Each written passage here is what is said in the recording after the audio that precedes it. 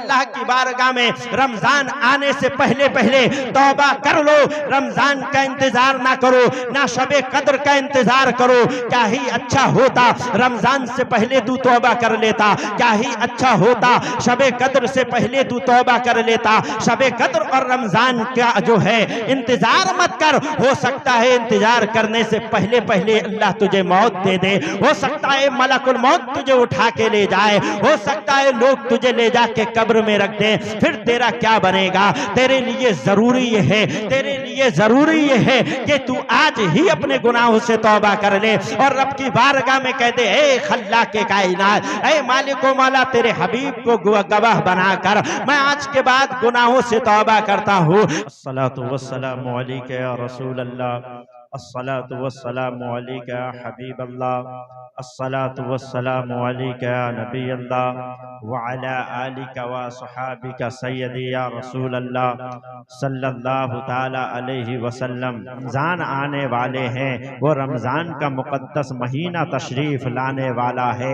अब शबे बारात अभी निकली है, लोगों ने जो है बड़ी उसमें इबादतें की, लेकिन क्या एक रात के लिए इबादत का दिन थोड़ी होता है। सिर्फ एक ही रात थोड़ी है जिसमें इबादत की जाए, सिर्फ एक ही रात थोड़ी है जिसमें अल्लाह का जिक्र किया जाए, सिर्फ एक ही रात थोड़ी है जिसमें मौला को याद किया जाए, सिर्फ एक ही दिन थोड़ी ना है कि उसी में अल्लाह की इबादत की जाए, सिर्फ जुमे का दिन ही थोड़ी है कि उसी में इबादत की जाए। अल्लाह ने जिस रब ने तुम्हें जुमा अता फरमाया है, उसी खल्ला के कायनात ने तुम्हें ईद और बकरा ईद उसी ने अता फरमाई है, उसी ने पूरी साल भी अता फरमाई है, हर दिन उसी ने तुम्हें दिया है, हर रात अल्लाह ने तुम्हें दी है। तो हर दिन में और हर रात में तुम्हें अल्लाह की इबादत करनी है, चाहे वो दिन कोई सा भी दिन हो, चाहे वो रात कोई सी भी रात हो। इसका अगर यूं मतलब निकाला जाए तो गलत ना होगा कि हम एक रात में इबादत करके अपने आप को बख्शवाने की कोशिश करते हैं, उसके बाद की क्या नमाजें माफ हैं, उसके बाद के क्या जिक्र माफ हैं, उसके बाद अगर हम नमाज नहीं पढ़ेंगे तो क्या चलेगा? नहीं चलेगा मेरे दोस्त। नमाज आप पे फर्ज की गई है। ऐसा नहीं है कि सिर्फ शबे बारात की रात में ही आप नमाज पढ़ेंगे, ऐसा नहीं है कि आप सिर्फ जुमे में ही आप नमाज पढ़ेंगे, ऐसा नहीं है कि आप कुछ रात जो है आप जो है कुछ रात इबादत कर लें और उसके बाद में छोड़ दें। शबे बारात के बाद में लोगों ने इबादत करना छोड़ दी है, जिक्र करना छोड़ दिया है। जुमे के दिन लोग इबादत कर लिया करते हैं, जुमा अदा कर लिया करते हैं, अल्लाह की इबादत कर लिया करते हैं और फिर उसके बाद जुमे की ही असर की नमाज, मगरिब की नमाज और इशा की नमाज लोग छोड़ते हुए नजर आते हैं। क्या ऐसा करना ठीक है? नहीं नहीं, हर नमाज का हिसाब बंदे को देना है। अगर जोहर की नमाज छोड़ी है उसका भी हिसाब उसको देना पड़ेगा, असर की नमाज छोड़ी है उसका भी हिसाब उसको देना पड़ेगा, मगरिब की अजान छोड़ी है, मगरिब की नमाज छोड़ी है, उसका भी हिसाब उसको देना पड़ेगा। इशा और फजर की नमाज अगर छोड़ी है तो उसका भी हिसाब उसको देना पड़ेगा। ऐसा नहीं है कि सिर्फ शबे बारात की रात में इबादत कर ली और बस काम पूरा हो गया, रमजान के महीने में रोजे रख लिए काम पूरा हो गया, रमजान के महीने में कुरान की तिलावत कर ली काम पूरा हो गया, रमजान के महीने में अल्लाह का जिक्र कर लिया बस हमारा हक अदा हो गया। नहीं नहीं मेरे दोस्त, अल्लाह ने तुम पे हर साल हर दिन पूरे दिन पूरी अल्लाह ने तुम पे हर वक्त जो है अल्लाह ने साल के हर हिस्से में और हर रात में हर दिन में अल्लाह ने तुम्हें इबादत का हुक्म दिया है। ऐसा नहीं है कि सिर्फ 2-4 रातें आप जाग लिए उसके बाद आप सोचें हमारा काम हो गया है। नहीं नहीं मेरे दोस्त, नमाज आप पे फर्ज की गई है। जितने वक्त की नमाज छोड़ोगे उतना आप जहन्नम की आग में जलोगे, जितनी आप नमाज छोड़ोगे उतना ही जहन्नम में रहना पड़ेगा, जितनी नमाजें कज़ा करोगे उतना ही आपके ऊपर अज़ाब किया जाएगा। एक वक्त की नमाज अगर कोई जान पूछ के छोड़ता है तो 70,000 साल तक उसको जहन्नम की आग में जलना पड़ेगा। क्या ये कम है? नहीं बहुत। क्या ऐसा क्या नमाज छोड़ सकते हैं? नहीं नमाज हमें पढ़ना है, दिन कोई सा भी हो, रात कोई सी भी हो। अब रमजान का वो मुकद्दस महीना आने वाला है जिसमें लोग दिन में रोजे रखेंगे, दिन में अल्लाह की इबादत करेंगे, रातों में लंबा लंबा कयाम करेंगे और अपने रब को मनाने की कोशिश करेंगे। लेकिन ईद होने के बाद में लोग नमाजें छोड़ते हुए नजर आते हैं। नहीं मेरे दोस्त, साल के 12 महीने आपको अल्लाह की इबादत करना है, हर टाइम आपको अल्लाह की इबादत करना है। जोहर का टाइम शुरू हो जाता है तो जोहर की नमाज पढ़ना है, असर का टाइम शुरू हो जाता है तो असर की नमाज पढ़ना है, मगरिब और इशा और फजर का टाइम शुरू हो जाता है तब भी आपको नमाज के लिए खड़े हो जाना है। रात के किसी हिस्से में जब तुम्हारी आंख खुल जाए तो तहज्जुद के लिए भी खड़ा होना पड़ता है। अल्लाह की बारगाह में इबादत करके अल्लाह की बारगाह में दुआएं मांगी जाती है। ऐ खल्ला के कायनात, ऐ परवरदिगार आलम जल्ला जलालहू अम्मा नवालहू, हम खताकार हैं, सियाकार हैं, हमने तेरे हम सियाकार हैं, खताकार हैं, हमने तुझे याद किया, तेरा जिक्र किया। है मेरे मौला, अपने वलियों अपने दोस्तों के सदके में हमें माफ फरमा। अल्लाह माफ फरमाता हुआ नजर आएगा।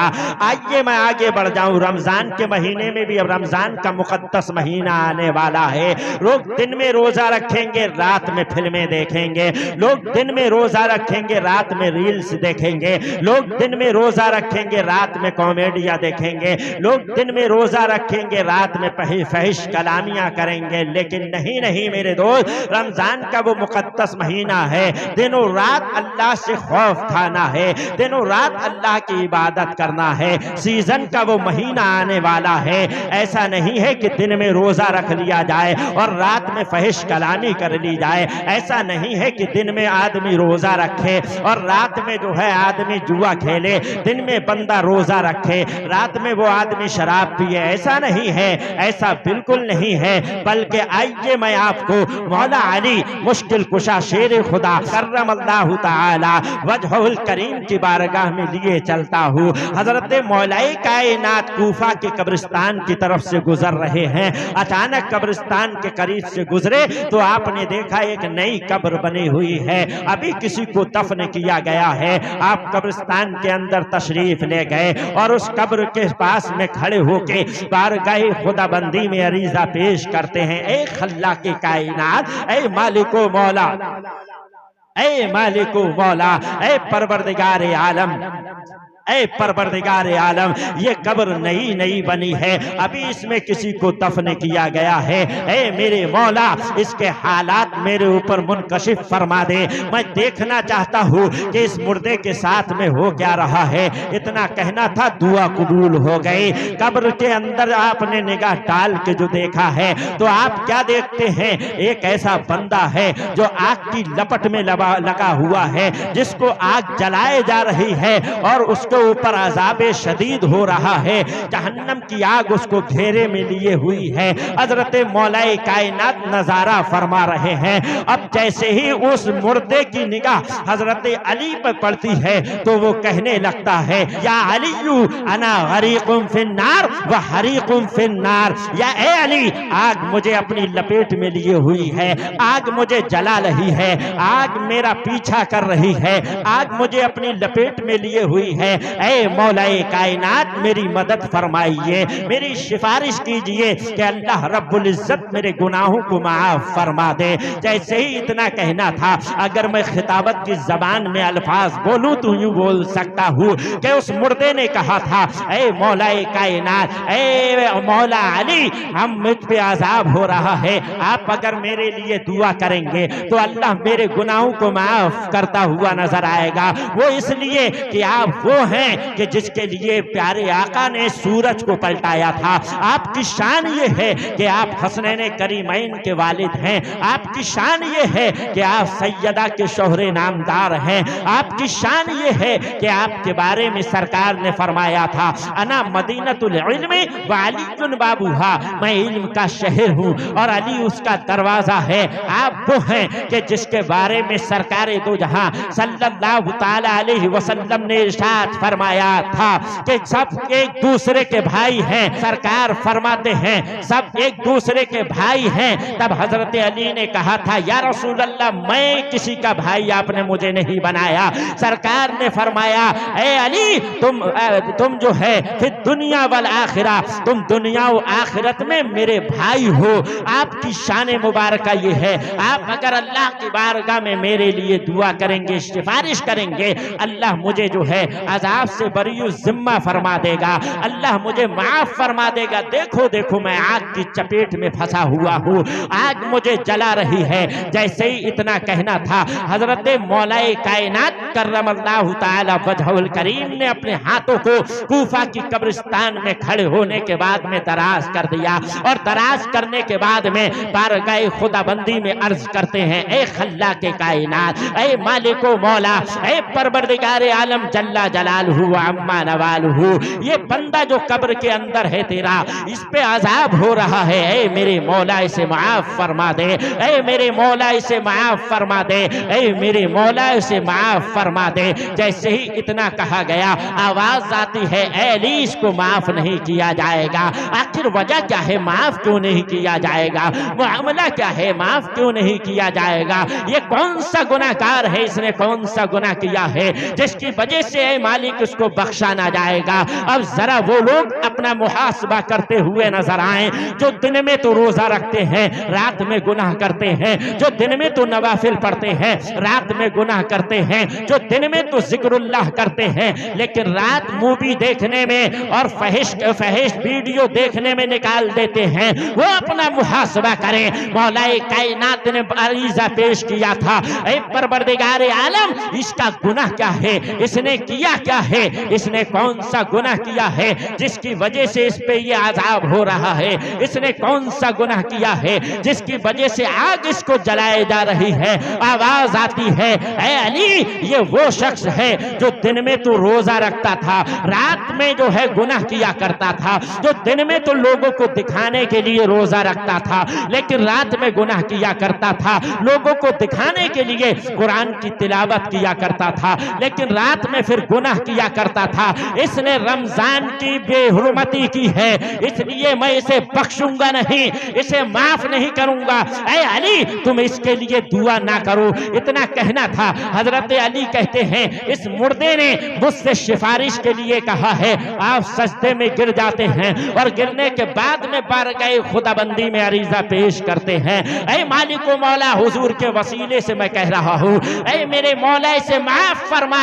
तब आवाज आती है अली, भाई अपना सर उठा लो, मैंने इसे माफ कर दिया है, मैंने इसे माफ कर दिया है, तुम्हारी वजह से माफ किया है, नहीं तो इसे माफ नहीं किया जाता। वो रहीम है, वो करीम है मेरा परवरदिगार, करके तुम्हारा वो रहीम है, वो करीम है मेरा परवरदिगार। बड़े बड़े गुनाहगारों को अल्लाह रब्बुल इज्जत बख्शता हुआ नजर आता है। बहुत बड़ा मेहरबान है मेरा रब, बहुत बड़ा करीम है मेरा रब। तो आइए फिर पलट के वहीं पहुंचते हैं। रमजान में गुनाह जो बंदा करता है रातों में, उसके साथ में ये मामला फरमाया जा रहा है, उसके साथ में ये हो रहा है कि कब्र में उसको आग अपने लपेटे में लिए हुई है, कब्र की आग उसको जला रही है, कब्र की आग उसको अपनी चपेट में लिए हुई है। पता ये लगा रमजान की बेहुरमती करने वालों को बख्शे, रमजान की बेहुरमती करने वालों के लिए बहुत सख्त अजाब कब्र में दिया जाएगा।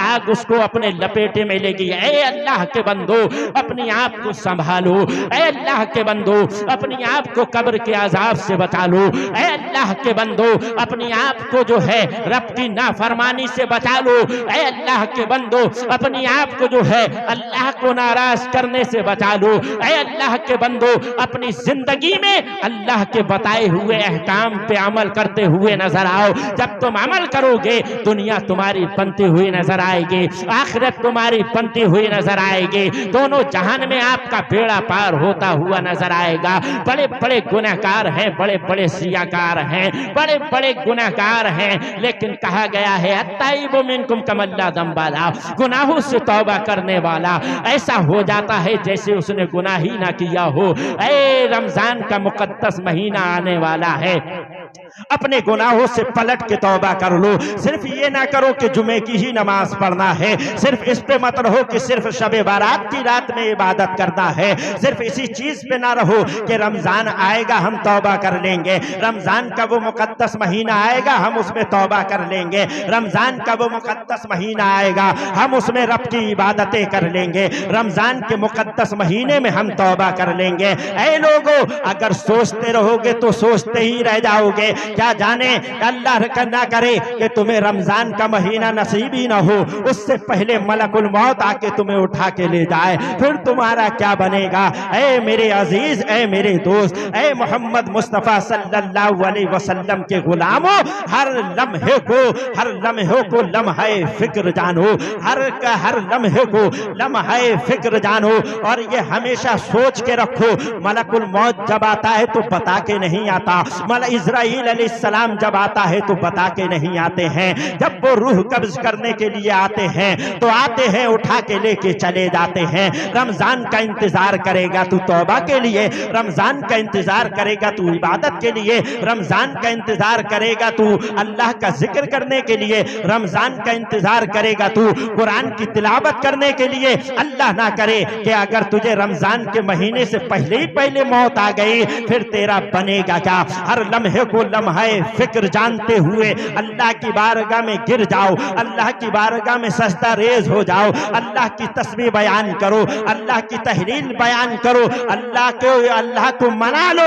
हो सकता है कल हम ना देख पाए, हो सकता है हम 2 मिनट के बाद में मार दिए जाएं, हो सकता है हमारा इंतकाल हो जाए। हर लम्हे को लम्हे फिक्र जानो, हर घंटे को अपने लिए ये समझो कि इसमें हमें इबादत करना है, इबादत करो, अल्लाह को मना लो। अल्लाह बहुत बड़ा रहम करने वाला है, करम करने वाला है, अल्लाह तुम्हें माफ फरमाएगा। आइए उसके करम की बात आ गई तो एक बात इसी ज़िमन में मैं अर्ज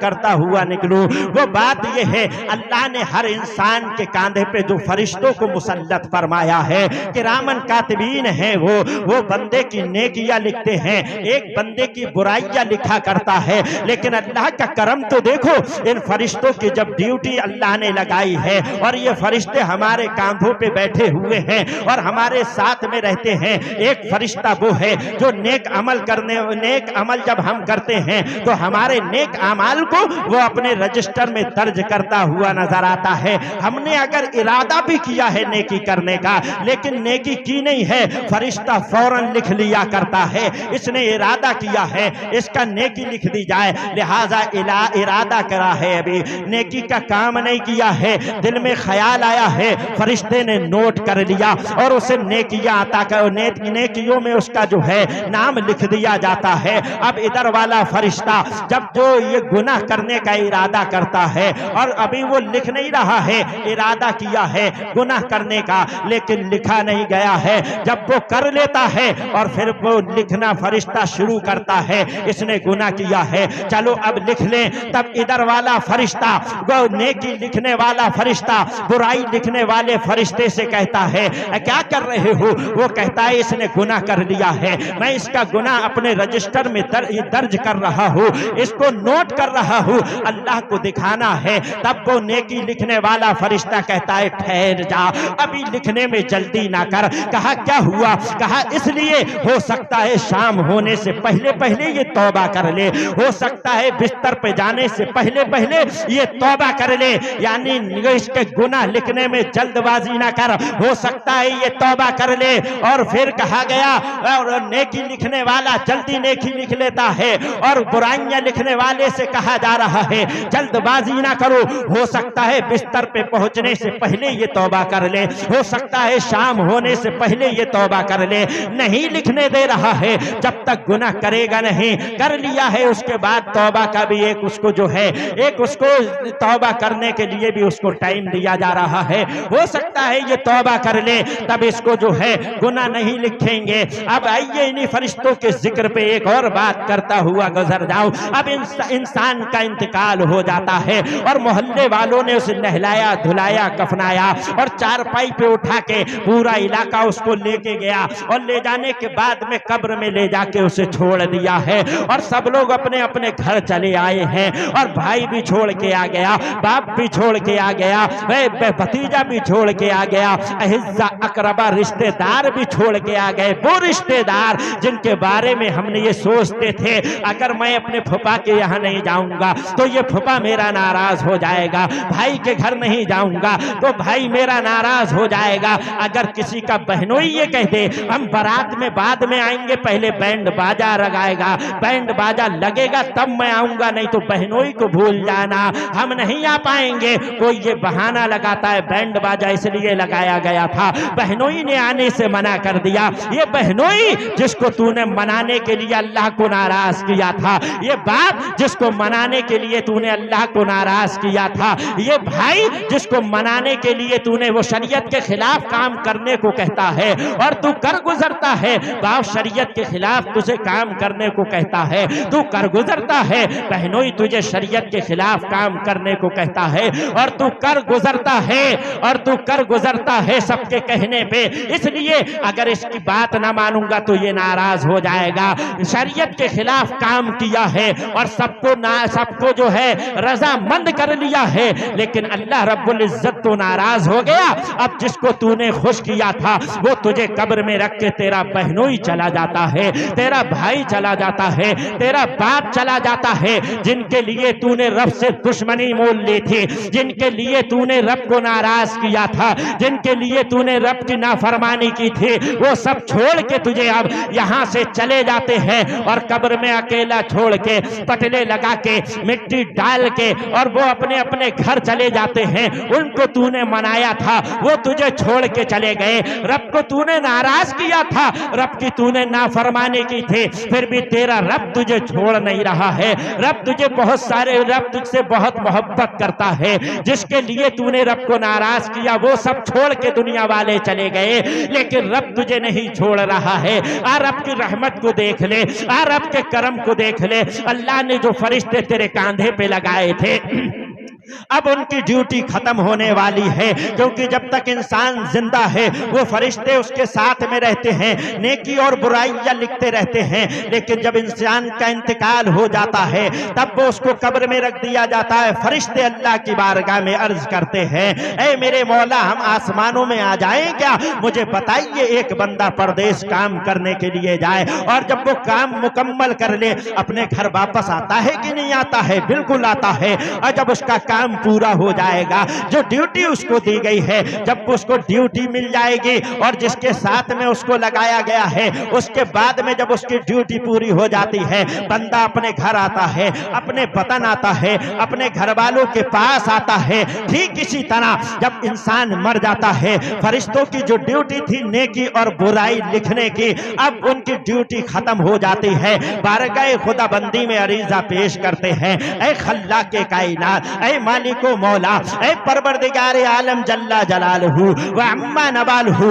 हमारी ड्यूटी खत्म हो गई है। ये बंदा इंतकाल कर गया है, अब तो न इसकी नेकी लिखना है न इसकी बदी लिखना है। ऐ मेरे मौला क्या हम अब आसमानों में आ जाएं? क्या हम अब आसमानों में आ जाएं? क्या हम अब आसमानों में आ जाएं? अल्लाह फरमाता है नहीं नहीं, कोई नहीं नहीं, आसमानों में मत आओ। ऐ मेरे मौला हम आसमान में ना आए तो फिर कहां जाएं? अल्लाह फरमाता है, ऐ फरिश्तों जिस बंदे के ऊपर मैंने तुम्हें मुसल्लत किया था, जिसकी नेकी और बदी लिखने के लिए मैंने तुम्हें मुसल्लत किया था, अब उसी की कब्र पर खड़े हो जाओ कयामत तक के लिए और इस मेरे बंदे के लिए तुम दुआए मगफिरत करते रहो कयामत तक। अल्लाह की रहमत देखी आपने, अल्लाह ने उन फरिश्तों को हमारी कब्रों पे लगा दिया और ये हुक्म दिया गया है कयामत तक इनके लिए जिक्र अस्कार करते रहो, इनके लिए जो है मगफिरत की दुआएं करते रहो।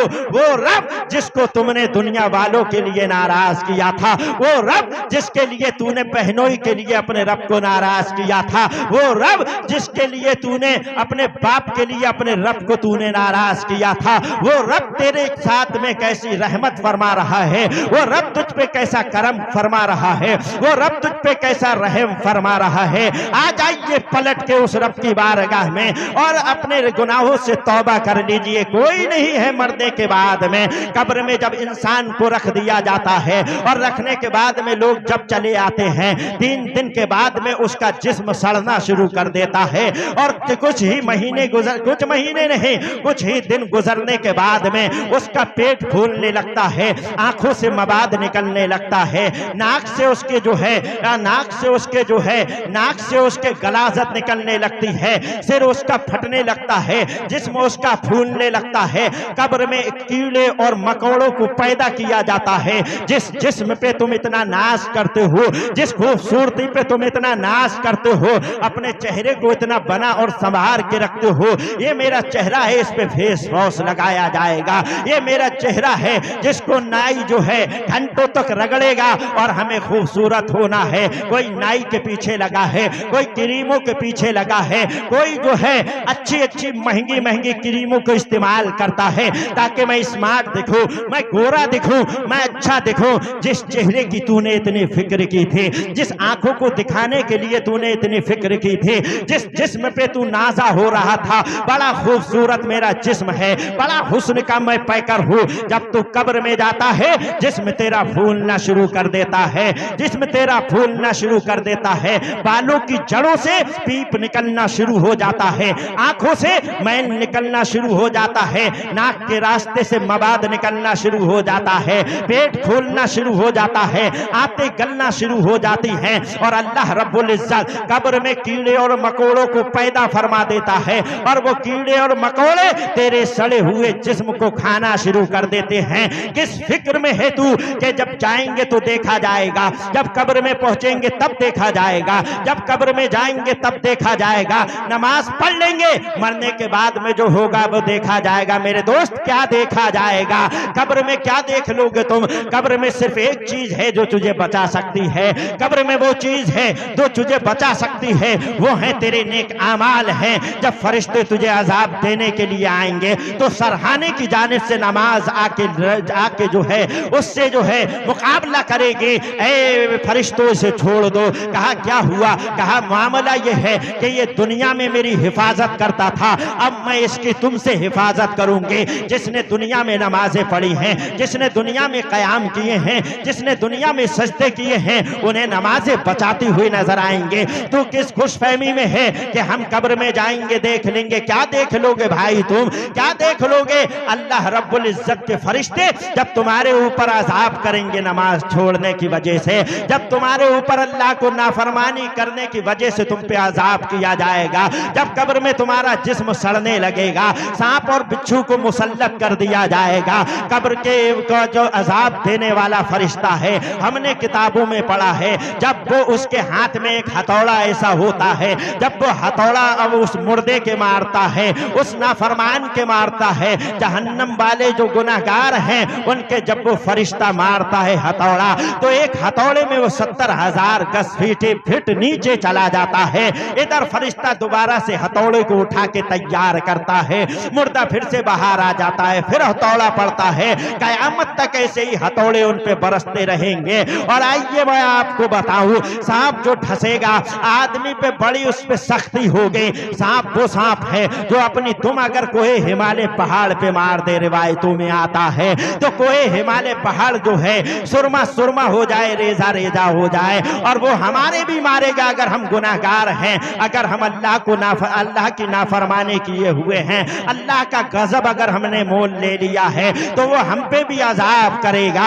हमारे ऊपर भी सांप और बिच्छू जो है मुसल्लत कर दिए जाएंगे। कब्र की आग, हमें जो काली आग है वो दहकती हुई हमें अपने दामन में ले लेगी और हम वहां से बच नहीं सकते। कौन हमें बचाएगा? सिर्फ रब की रहमत के अलावा कौन हमें बचा सकता है? हुजूर सरवरे कायनात सल्लल्लाहु अलैहि वसल्लम के सिवा हमें कौन बचा सकता है? और हमने दोनों की नाफरमानी कर दी। कब्र में जब पहुंचोगे तो उस खौफ से डरिए, उस सुनसान मोहल्ले से डरिए जिसको कब्रिस्तान कहा जाता है। जब जीते जी हम कब्रिस्तान को देखते हैं तो हमें लगता है बड़ा आराम है यहाँ, बड़ा सुकून है यहाँ पे, बड़ी शांति है यहाँ पे, बड़ा जो है चैन है यहाँ पे, कितना सुकून है। कोई फालतू की आवाज नहीं, कोई गाड़ी की आवाज नहीं है, कोई फैक्ट्री की आवाज नहीं आती है। कब्र के बाहर बाहर हम जब देख रहे हैं तब हमें ये नजर आता है, लेकिन कब्र के अंदर वालों के हाल अहवाल तो हम नहीं जानते हैं।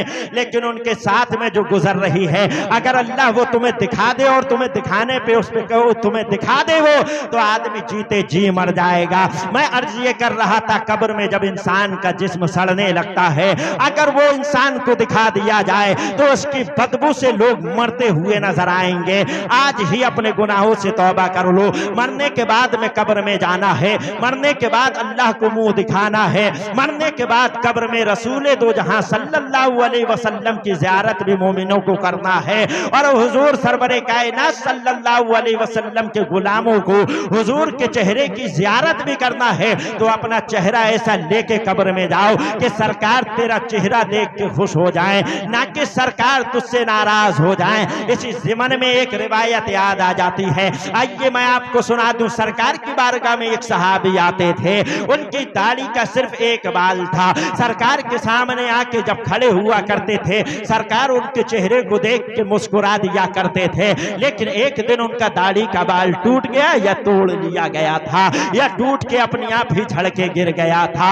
अल्लाह अल्लाह अल्लाह जाने क्या हुआ। उसके बाद में जब सरकार की बारगाह में आए थे, सरकार ने अपना रुखे अनबर फेर लिया। वो जब सामने आते हैं, सरकार रुखे अनबर फेर लेते हैं। वो जब दाईं जानिब आते हैं, सरकार अपना चेहरा बाईं जानिब कर लेते हैं। वो जब बाईं जानिब आते हैं, सरकार अपना चेहरा दाईं जानिब कर लेते हैं, और सरकार रुखे अनबर फेर लेते हैं। रो रो के अर्ज करते हैं, या रसूल अल्लाह मुआमला क्या है, या रसूल अल्लाह मुअम्मा क्या है, चेहरा फेरने की वजह क्या है, रुखे अनबर हमसे हटाने की, रुखे अनबर हमसे फेरने की वजह क्या है। सरकार दो जहां सल्लल्लाहु अलैहि वसल्लम का फरमाने आलिशान होता है। सरकार फरमाते हैं, तेरे दाढ़ी पे जो एक दाढ़ी का बाल था, तेरे चेहरे पे जो एक दाढ़ी का बाल था, उसको देख के मैं मुस्कुराया करता था। बात ये थी कि उस एक दाढ़ी के बाल पे 70,000 फरिश्ते झूला झूला करते थे।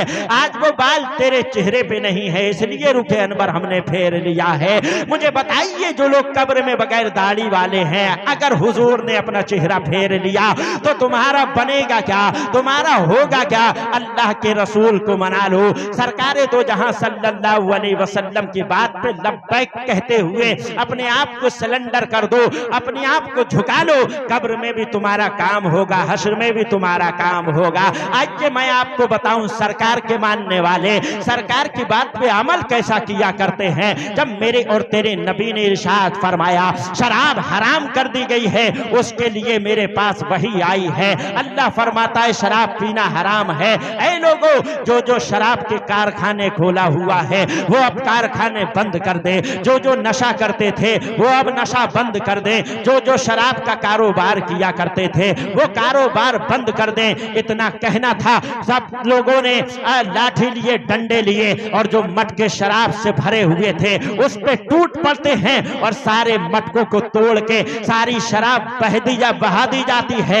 मदीने की सरजमी पर नालियों में ऐसे शराब बह रही है जैसे पानी बहता है। सरकार का हुक्म हुआ, शराब के कारखाने बंद कर दिए गए। सरकार का हुक्म हुआ, शराब की भट्टियां बंद कर दी गई। सरकार का हुक्म हुआ, मटके तोड़ दिए गए। सरकार का हुक्म हुआ, नशेबाजों ने नशा छोड़ दिया। आज भी लोग नशा करते हुए नजर आते हैं। आज भी मुसलमान जो है दारू की भट्टी पे खड़े होते हुए नजर आते हैं, लाइन लगा के खड़े हो जाते हैं। जो लोग दारू की भट्टी पे 10-10 नहीं, 1-1, 2-2 घंटा खड़े रहते हैं, 10-10 मिनट नहीं, 1-1, 2-2 घंटा खड़े रहते हैं, सिर्फ इसलिए कि दारू मिल जाए। वही जब जुमे में नमाज पढ़ने के लिए आया करते हैं और इमाम साहब के 2 मिनट लेट हो जाए, तब उनको वो 2 मिनट बहुत बड़ा बोझ लगता है। इमाम साहब तुमने 2 मिनट कैसे बढ़ा दिया जुमा। मुझे बताइए, शराब खरीदने के लिए वहां 1-1 घंटा खड़ा हुआ है। नशा बहुत बुरी लानत है। अल्लाह ने इस पे लानत फरमाई है, फरिश्ते इस पे लानत फरमाते हैं। और शराब के लिए बंदा खड़ा हो जाता है और शराब पीना शुरू कर देता है। वो मुसलमान है, मुसलमान जो शराब की भट्टियों पे खड़ा हुआ है, नशे में जो गटर में पड़ा हुआ है, नशे की हालत में जो गंदे कचरे में गिरा हुआ है, नशे की हालत में जो नालियों में और नालों में पड़ा हुआ है। तेरे नबी ने जब शराब को जो है मना किया था और हराम का टाइटल लगाया था, तब सहाबा ने सब तोड़ दी थी। तू भी नबी का उम्मती है, शराब शराब को छोड़ दे और ये अपने ज़हनो फिक्र में दिल में अकीदा कर ले, मेरे नबी ने इससे रोका था, मैं अब आज के बाद में नशा नहीं करूंगा। मुस्तफा के फरमान पे अगर तू सिलेंडर हो गया, अल्लाह तेरे दराजात में बुलंदियां करता हुआ नजर आएगा। अल्लाह तुझे कब्र हश्र में बड़े से बड़ा मकाम देता हुआ नजर आएगा। जो चीज मेरे नबी ने मना कर दी है, ऐ उम्मत मुस्लिमा, उससे रुक जाइए। जिस चीज को नबी और अल्लाह ने कहने के लिए कहा है, करने के लिए कहा है, उसको कर गुजरो। आइए एक और बात मैं सुना दूं, सरकार के मानने वाले कैसे हैं, सरकार पे जानिसार करने वाले जाबाज सहाबी कैसे हैं, सरकार के हुक्म पे अमल करने वाले लोग कैसे हैं। अगर हम भी अमल कर लेते तो हमारा भी बेड़ा पार हो जाता। आइए फिर से हुजूर की बारगाह तैयबा में चलते हैं। और हुजूर सरवर कायनात सल्लल्लाहु अलैहि वसल्लम ने फरमाया था, सोना पहनना हराम है। आज के बाद कोई मर्द सोना नहीं पहनेगा। लेकिन आइए आज हम जो थोड़ा सा जायजा ले लेते हैं, जब दूल्हा दुल्हा बना हुआ बैठा होता है और जब उसकी लोग जो है सलामी किया करते हैं तो उसे सोने की अंगूठी पहना दिया करते हैं। जब उसकी मंगनी होती है तो सोने की अंगूठी उसको दी जाती है और मर्द बड़े शौक से आज के जमाने में सोने की अंगूठी पहन के अपनी उंगली सामने लोगों के कर करके दिखाता है। अगर लोग देखना नहीं चाहते हैं तब अपना हाथ बार बार उठा के उनके सामने इशारों से बात कर करके दिखाना चाहता है, देखो मैं कितना बड़ा मालदार हो गया हूँ, मेरे पास सोने की अंगूठी है, मैं सोने की अंगूठी पहना हूँ। लोगों को इसलिए दिखाता है ताकि हमारी कदर मंजिलत बढ़ जाए, लोग हमारे जो है मुती हो जाए, फर्माबरदार हो जाए। अरे वाह, ये तो सोने की अंगूठी पहना करता है। आइए जरा सरकार की बारगाह में चलते हैं। आज सोना जो है मर्द भी पहन रहे हैं, औरतें भी। औरतों के लिए तो जायज है, औरतें जितना चाहें उतना पहन सकती हैं, लेकिन मर्दों के लिए तो मेरे रब ने हराम किया था। मुस्तफा ने फरमाया सोना मर्द के लिए हराम है। अब एक सहाबी ने अपनी उंगली से अंगूठी निकाली है सोने की और निकाल के जमीन पे पटक के मार देते हैं, और जैसे ही पटक के मारते हैं और भी सहाबी साथ में है, कहते हैं क्या हुआ? कहा सुनते नहीं हो, सरकार ने मर्द के लिए सोना हराम करार कर दिया है, हराम है सोना पहनना, नहीं पहनेंगे। तो कहने वालों ने कहा था, ए अल्लाह के रसूल के आशिक, सरकार ने मर्द को पहनना हराम किया है, औरतों को तो हराम नहीं किया है। उठा लीजिए, अपने घर ले जाइए, अपनी बीवी को पहना दीजिए, वो तो हराम नहीं है। या फिर मार्केट में चले जाइए, मार्केट में जाने के बाद में इसको फरोख्त कर दीजिए और इससे जो रकम मिले वो अपने लिए ऊपर खर्च कर लीजिएगा। इसको बेच भी तो सकते हो, इसको बीवी और बहन और माँ को भी तो दे सकते हो। सरकार ने सिर्फ तुम्हारे लिए हराम की है, सरकार ने सिर्फ जो है मर्द के लिए सोना हराम किया है, खवातीन इस्लाम के लिए नहीं किया। उठा लो, अपने घर की खवातीन को दे देना। कहा सुनो सुनो, बात यह है कि जिस चीज को मेरे नबी ने हराम कर दिया है उसको हाथ लगाना भी हम पसंद नहीं करते हैं। ये मुस्तफा के आशिक हुआ करते थे। कहा तुमने सुना नहीं है, हुजूर ने इसको हराम करार दे दिया है, अब इसको हाथ लगाना ये मेरे इश्क को गवारा नहीं है। यानी जो सरकार ने मना किया है उससे सहाबा ठहर गए, उससे सहाबा ठहर गए। जिसको करने का सरकार ने हुक्म दिया वो सहाबा करते हुए गुजर जा रहे हैं। सहाबा को मानने वाले हैं हम, मुस्तफा पे अपनी जान फिदा करने वाले हैं हम, सरकार से इश्क करने वाले हैं हम। हमें भी चाहिए जो चीज मेरे नबी ने हराम की है उससे हम बच जाएं। शराब पीना सरकार ने हराम की है, हम उससे बच जाएं। जुआ खेलना सरकार ने हराम किया है, हम उससे बच जाएं। जो चीज से मेरे नबी और अल्लाह ने रोका है उससे हम बच जाएंगे, तब हमारी दुनिया भी बनती हुई नजर आएगी। पूरी दुनिया हमारे कदमों में निछावर कर दी जाएगी, बड़े से बड़ा आदमी हमारे कदमों पे ढेर होता हुआ नजर आएगा। अगर तुम चाहते हो कि अल्लाह तुम्हें कामयाबी अता फरमा दे, अगर तुम चाहते हो अल्लाह तुम्हें सरबलंदी अता फरमा दे, अगर तुम चाहते हो अल्लाह तुम्हें इज्जत का ताज अता कर दे, अगर तुम चाहते हो ए मुसलमानों अल्लाह तुम्हें इंडिया के अंदर हुकूमत अता कर दे, अगर तुम चाहते हो अल्लाह हमसे जो है अजाब को उठा ले, तो मेरा मानना यह है और कुरान की रोशनी में मेरा मानना यह है, अल्लाह कहता है वला तहिनु वला तहजनु व अंतुमुल आलौना इन कुंतुम मोमिनीन। गम मत करो, परेशान मत हो, कामयाब तुम ही रहोगे। शर्त यह है पहले मोमिने कामिल हो जाओ, अपने गुनाहों से तौबा कर लो, मोमिने कामिल हो जाओ। अल्लाह रब्बुल इज्जत तुम्हें वो मर्तबा अता फरमाएगा, तुम्हें वो मर्तबा अता फरमाएगा कि तुम्हारे बाद वाले तुम्हारी कब्रों पे जाके तुम्हें दुरूदो, तुम्हारे कब्रों पे जाके तुम्हारे लिए साले सवाब और फूल डालते हुए नजर आएंगे, तुम्हारा जिक्र लोग करते हुए नजर आएंगे। अल्लाह के लिए अपने आप को झुका लेगा, रसूल के लिए अपने आप को झुका लेगा। जो चीज अल्लाह और उसके रसूल ने तेरे लिए हराम कर दी है, अतीउल्लाह व अतीउर रसूल, अल्लाह और रसूल की इताअत करो। जो चीज अल्लाह और उसके रसूल ने तुम्हारे ऊपर हराम कर दी है उससे ठहर जाओ, उससे रुक जाओ। जिस चीज को करने का हुक्म दिया है वो करते हुए गुजर जाओ। और मैं एक बात और ये कह दूं, अपनी पेशानी में जो है नमाज और सजदे की तड़प पैदा करो, दिल में इश्क़े रसूल की चाशनी पैदा करो। आज दुनिया में आप जो है बिल्कुल पस्ती की तरफ चले जा रहे हो, अपनी पेशानी में सजदे की तड़प पैदा कर, दिल में जो है इश्क़े रसूल पैदा कर, आंख में मसलके आला हजरत का झंडा थाम ले। मोहताज है, कल कौम का सरदार होता हुआ नजर आएगा, कल कौम का सरदार होता हुआ नजर आएगा। अल्लाह की बारगाह में तौबा कर लो, अल्लाह की बारगाह में गिड़गिड़ाओ, अल्लाह की बारगाह में रमजान आने से पहले पहले तौबा कर लो। रमजान का इंतजार ना करो, ना शबे कद्र का इंतजार करो। क्या ही अच्छा होता रमजान से पहले तू तौबा कर लेता, क्या ही अच्छा होता शबे कद्र से पहले तू तौबा कर लेता। शबे कद्र और रमजान का जो है इंतजार मत कर, हो सकता है इंतजार करने से पहले पहले अल्लाह तुझे मौत दे दे, हो सकता है मलकुल मौत तुझे उठा के ले जाए, हो सकता है लोग तुझे ले जाके कब्र में रख दे, फिर तेरा क्या बनेगा। तेरे लिए जरूरी ये है, तेरे लिए जरूरी ये है कि तू आज ही अपने गुनाहों से तौबा कर ले और रब की बारगाह में कह दे, ए खल्ला के कायनात, ए मालिको मौला, तेरे हबीब को गवाह बनाकर मैं आज के बाद गुनाहों से तौबा करता हूँ। रमजान के बारे में ना सोच, रमजान आएगा तो अच्छी, रमजान तो आएगा ही, अगर तेरी जिंदगी बाखैर रही तो बेहतर है, अगर तू यहाँ से चला गया फिर तेरा क्या बनेगा।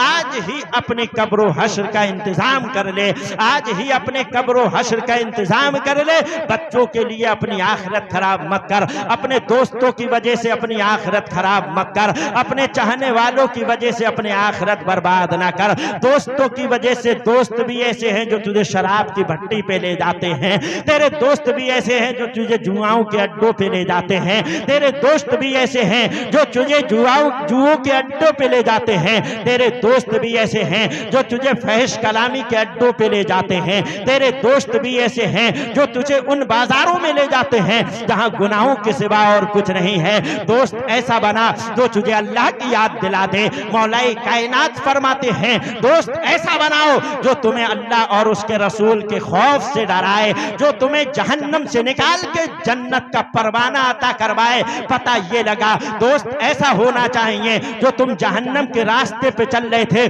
तुम्हें वहां से हटा के जन्नत का रास्ता वो दिखा दे। उससे बेहतर कोई दोस्त नहीं हुआ करता है, उससे बेहतर कोई तेरा चाहने वाला नहीं हुआ करता है। अपने घर वालों, अपने दोस्तों, अपने इज्जा अकरबा के चक्कर में अपने आप को अल्लाह का नाफरमान ना बनाओ, अल्लाह का अजाब अपने सर मोल ना लो, अल्लाह का जलाल अपने सर पे मोल ना लो। अल्लाह आपसे बड़ी मोहब्बत करता है मेरे दोस्तों, अल्लाह अपने बंदों से बड़ी मोहब्बत करता है। अल्लाह की बारगाह में आ जाइए, अल्लाह से तौबा कर लीजिए, अल्लाह माफ करने वाला है। अल्लाह ने बड़े बड़े गुनहगारों को माफ किया है, आपको भी माफ कर देगा।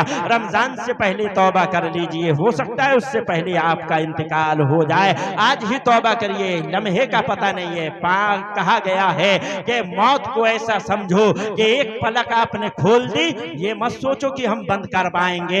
एक सांस अपने ले ली, जरूरी नहीं है कि अंदर की सांस बाहर आए, ये जरूरी नहीं है कि बाहर की सांस अंदर जाए। इससे पहले कि तुम्हारी सांस रुक जाए, इससे पहले अपने आप को अल्लाह और उसके रसूल की बारगाह में झुका दो, तौबा कर लो। अत्ताइबु मिनकुम कमल्ला दम्बाला, गुनाहों से तौबा करने वाला ऐसा हो जाता है जिसने गुनाह ही ना किया किया हो। अल्लाह फरमाता है वलो अन्नहुम ज़लमू अनफुसहुम जाऊका फस्तगफर लहुमुर रसूल लवजदुल्लाह तव्वाबर रहीमा। ऐ मेरे महबूब, जब मेरे बंदे अपनी जानों पे जुल्म कर ले और फिर वो तुम्हारे पास आए तो तुम उनके हक में मुझसे दुआएं मांगो, मैं उन्हें माफ करता हुआ नजर आऊंगा। तो अल्लाह के रसूल को वसीला बना के, अल्लाह के रसूल को वसीला बना के, अहले बैत अतहार को वसीला बना के अपने गुनाहों से तौबा कर लो, अल्लाह तुम्हें माफ करता हुआ नजर आएगा।